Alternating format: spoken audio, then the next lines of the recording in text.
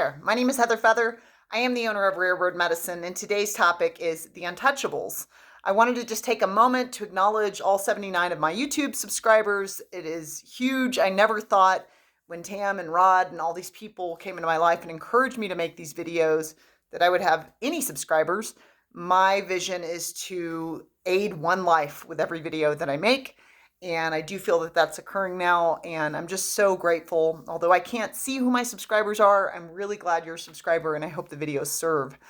When we're talking about the Untouchables, one of the massive components of life, and I think one of the ways we can give ourselves peace, is by understanding that life is change. In a lot of ways, life is not untouchable. It's constantly being touched and tickled by this thing called change. And many changes we are not necessarily the stewards of. I'm not the steward of my mother and father's exit, or of some of my ex-lovers' exits. I'm not stewarding their journey and their death and their leaving of the flesh costume, but that change can come in and it can make a tremendous difference in my life and in the way I move forward in life. And so one of the ways we can give ourselves peace is by understanding that life is change, so that when change happens, we feel expectant of it. We feel interesting, that changed. I changed jobs, I changed relationships, I changed paradigms, I changed homes, I changed circumstances, I changed friends. That can be expected. What I want to talk about is there are these pieces of life that I consider to be untouchable. One that's really easy to see if you take a moment here with me and consider loving acts that you've experienced. For me, my mom she would pat our face. She would just, when you were talking to her, she would just pat your sweet little face. And it was just a sweet little thing she would do. And I can think of that right now, even though she's dead, and that love is an untouchable. That love is still alive. It still can shake in my web, and it still can shake in the web of life. And I do believe that love is one of the untouchables. And I foundationally believe it's an untouchable because I think it is the root of what we are. It's the root of what everything is. You are love. I am love. Everything else is just a goofy story we tell. And boy, do the two-leggeds love goofy stories. But so love is something that can continue to shake and reverberate in the web of life.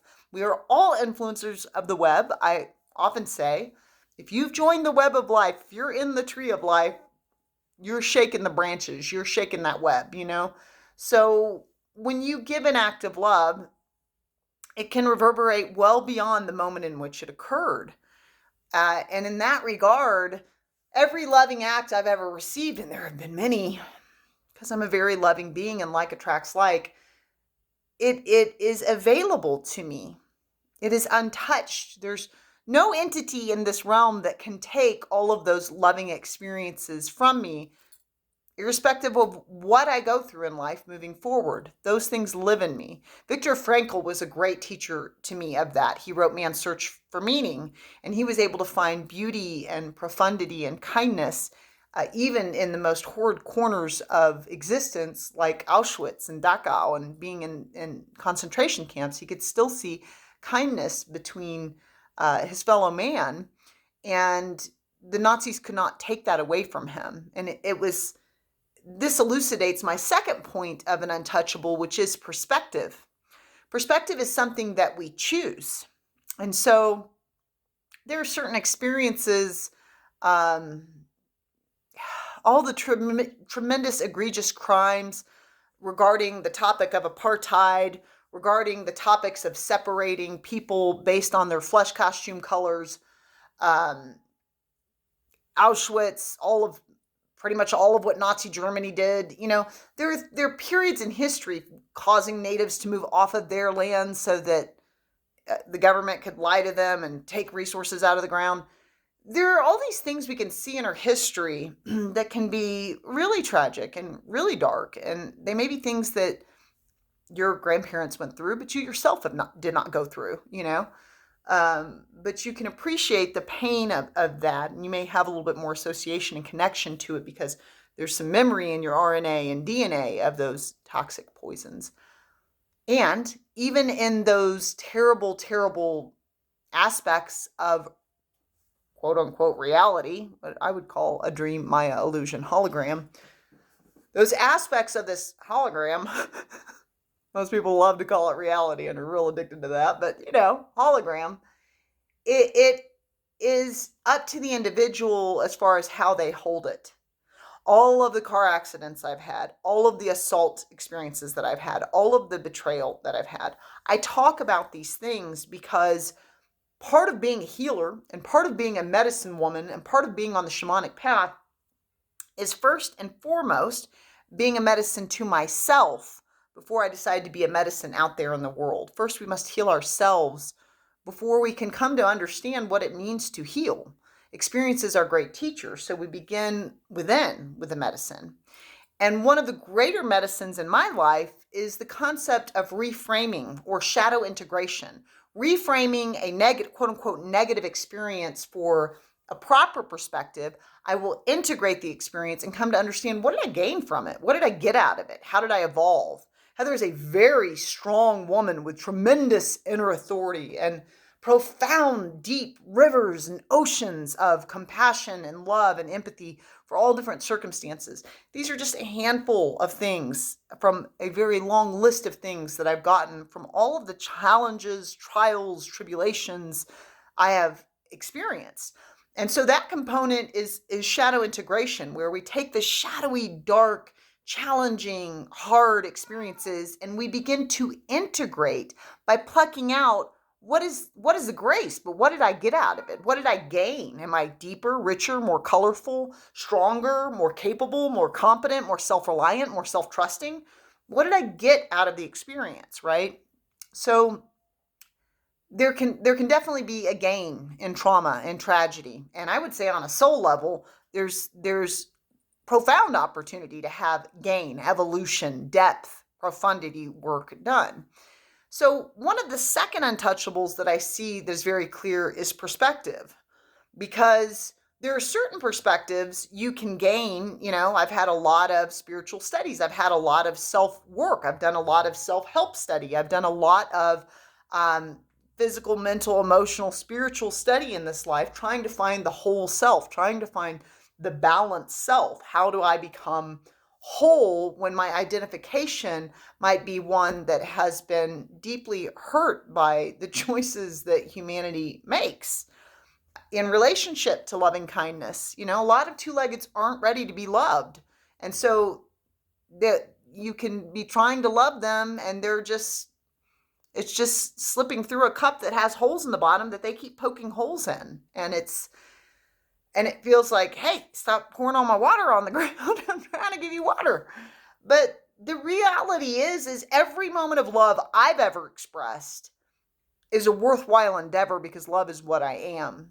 So it is an untouchable. Even if I gave you love and you rejected it, even if I gave you love and you didn't understand it, even if I gave you love and you needed to judge it, which is kind of common, actually. A lot of people are doing super loving things and they're like, well, that's weird. Yeah, it shouldn't be weird for someone to be loving, for someone to love you, for someone to do a loving act for you. And Krishnamurti would say, it's no sign of health to be well adjusted to a profoundly sick society. And so that's where we are. We're in an age where, it's the truth of our being, the love that we be, can be seen as strange. And so, irrespective of anyone's opinion of any loving act I've ever done, it is an untouchable. The love was pure. The love was authentic. The love was true. The love was real. Whether they were able to receive, understand, or be with it without judgment or not. And also, my perspective on how I hold not only my loving acts, but my challenging hours, it's ultimately up to me. And when I make a decision, there's nothing anyone can do or say that will take it away from me. Just like Viktor Frankl, no matter what the Nazis did, they could not remove his idea to remember a sacred moment, a kind moment. They couldn't take that out of his mind. So this becomes an untouchable, and you are the steward of your mind, and you're stewarding what you place here. And granted, 90 to 95% of our day is run by our subconscious mind. We have about, 60,000 thoughts ish per day, and 80% can be negative in nature. And so there can be a need sometimes to reprogram our subconscious mind by making a script of what we want our thoughts to be and playing that script either right before bed or right upon awakening every single day until it infiltrates the subconscious mind, or is at the 7.5 hertz brain barrier. And so we can reprogram literally our minds if we want to change our minds or change our perspective. That's what I call subconscious reprogramming, where we can write a script of all the things that aren't working, if that's where our consciousness predominantly is, and then from that write a script of how we want it to work. I am Heather. I am centered. I am living a life of ease and grace. I am blessed. I am cherished. I am loved. I am receiving love. I am giving love. I am lovable. I am loving, whatever that is. And then we can say that 3 times slowly on a recorder and listen to it in our own voices every night right before bed or every morning right upon awakening. And we can literally change our perspective so that that subconscious mind that is running our day 90 to 95% of the day will actually receive the affirmation or new programming rather than you feeding it to a part of the mind that isn't really running your day. So we can change our perspectives. There are actually tools in which we can do that. And there's one of them I'm offering today that is a very profound medicine tool in my toolkit. And we can choose our perspectives. We can say, take a very darkened hour and say, it's what I call trauma reframe. Let me reframe this trauma. Did I get anything out of it? Did I learn anything about myself? Did I learn anything about the world? Did I learn the value of boundaries, let's say? Did I learn the value of discernment? Heather's learned quite a bit about very carefully discerning people before she invites them into the garden of her life. Even though I love all of humanity and all living things, not all things are welcome in my garden. If you're going to trample the garden, then you need to be outside of the garden, and I'll pray for you and say hello to you across the fence. And a final piece I want to talk about as an untouchable that can be harder to see is safety. And this actually comes from my studies in A Course in Miracles, where I've really absorbed this beautiful piece of sweet nectary fruit. But when we consider the idea of a soul or the idea of eternality, whether that be for me, living many, many lives, or whether that be you having an eternal soul that is beyond your flesh costume, there's no destroying that. There's no destroying the divine spark, the divine mind, the divine paradigm, the soul, the spirit, the animating force back of all things. So there's a piece in here too about understanding that your safety is fundamentally untouchable. And you could say, well, Heather, that's not true. I could come murder you right now. And you sure could. That's fine. I don't have a lot of fears around death. I've been chewing on that fruit my whole life. And even if you killed me right now, from my perspective, I would reincarnate in another form. Or if I didn't believe in reincarnation, I definitely believe I'm someone that would believe in my eternal soul. So you can't take the animator from me. And it may seem like I can be not safe, I can be harmed, but A Course in Miracles would say, nothing real can be threatened, nothing unreal exists, herein lies the peace of God. And when you think about it, the body can be threatened, but it's not real. It's Maya, illusion, holography, a dream. Depends on what type of wise, knowing medicine people you talk to. But that's a pretty universal perspective that this is a dream. Now in the modern age, there's so much video game consciousness. People are looking at even simulation theory. There are even quantum theorists that theorize this is a simulation. That's another way to state it. However, the point is, it's possible that your safety, your love, and your perspective are untouchable. So how much do you have your attention on how safe you are? And how much do you have your attention on how loved and lovable you are? And how much do you have your attention on actively choosing your perspective? That's the invocation we have today. You can go to Rare Bird Medicine and click on rarebirdmedicine.com and click on the classes link. We have a shamanic class and a tarot class coming up in February. You can always subscribe on YouTube, like, and comment there. I'd love to hear your thoughts. Amun.